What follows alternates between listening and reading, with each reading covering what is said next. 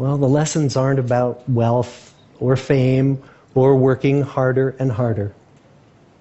The clearest message that we get from this 75-year study is this: good relationships keep us happier and healthier, period.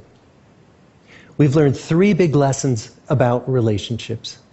The first is that social connections are really good for us and that loneliness kills.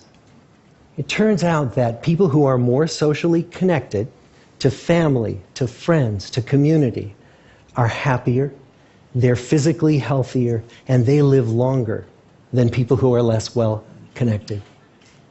And the experience of loneliness turns out to be toxic. People who are more isolated than they want to be from others find that they are less happy, their health declines earlier in midlife, their brain functioning declines sooner, and they live shorter lives than people who are not lonely. And the sad fact is that at any given time, more than 1 in 5 Americans will report that they're lonely. And we know that you can be lonely in a crowd and you can be lonely in a marriage. So the second big lesson that we learned is that it's not just the number of friends you have, and it's not whether or not you're in a committed relationship, but it's the quality of your close relationships that matters. It turns out that living in the midst of conflict is really bad for our health. High conflict marriages, for example, without much affection, turn out to be very bad for our health, perhaps worse than getting divorced. And living in the midst of good, warm relationships is protective. Once we had followed our men all the way into their 80s, we wanted to look back at them at midlife and to see if we could predict who was going to grow into a happy, healthy octogenarian and who wasn't. And when we gathered together everything we knew about them at age 50, it wasn't their middle-aged cholesterol levels that predicted how they were going to grow old. It was how satisfied they were in their relationships. The people who were the most satisfied in their relationships at age 50 were the healthiest at age 80. And good, close relationships seem to buffer us from some of the slings and arrows of getting old. Our most happily partnered men and women reported in their 80s that on the days when they had more physical pain, their moods stayed just as happy. But the people who were in unhappy relationships, on the days when they reported more physical pain, it was magnified by more emotional pain. And the third big lesson that we learn about relationships and our health is that good relationships don't just protect our bodies, they protect our brains. It turns out that being in a securely attached relationship to another person in your 80s is protective. That the people who are in relationships where they really feel they can count on the other person in times of need, those people's memories stay sharper longer.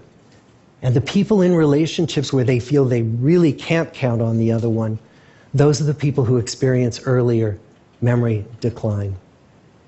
And those good relationships, they don't have to be smooth all the time. Some of our octogenarian couples could bicker with each other day in and day out.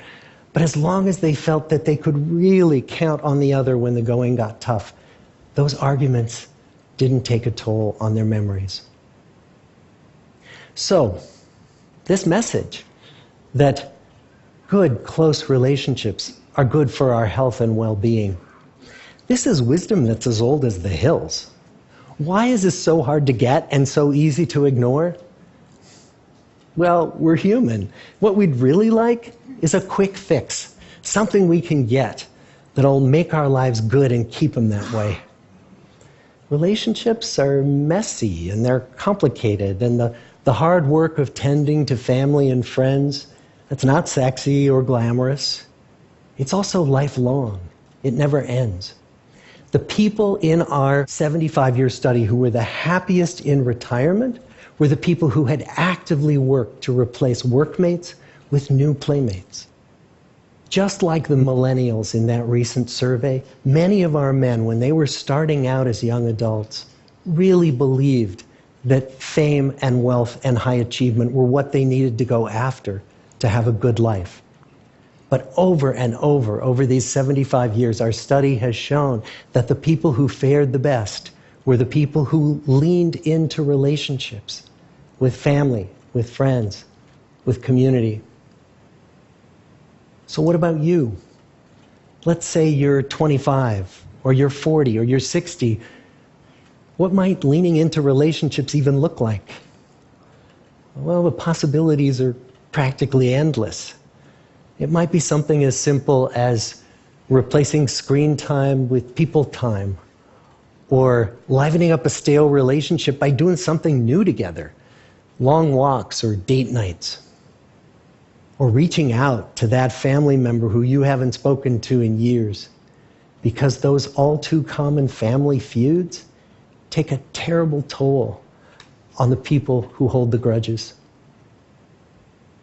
I'd like to close with a quote from Mark Twain. More than a century ago, he was looking back on his life, and he wrote this: "There isn't time. So brief is life for bickerings, apologies, heartburnings, callings to account. There is only time for loving, and but an instant, so to speak, for that. The good life is built with good relationships." Thank you.